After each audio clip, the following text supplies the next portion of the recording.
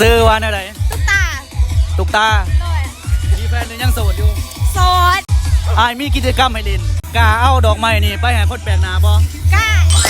แล้วก็บอกฮักเขาพร้อมบาทหนึ่ง ด้วย คัดกาเอาไปเลย100 บาท ด้วยกล้าว้า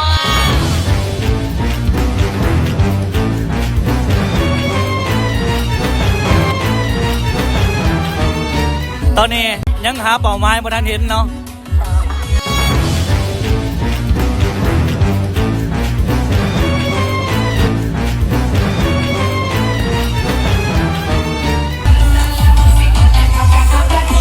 อันนี้ไฮ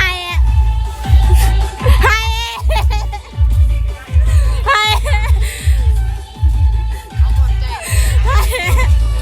หักเลยเอาแต่ว่าเอาหรอบอเอาเนาะเอาหน้าดอกไม้ เดี๋ยวบอกฮักเลยแมันบ่ ลอยบอกแล้ว โอเค เอาไปเลยรางวัล100 บาทสุดยอดหลายโอเคเข้าใจที่ร่วมกิจกรรมนำเด้อสุขสันต์วันวาเลนไทน์เด้อขอให้สมหวังกับความฮักเด้อ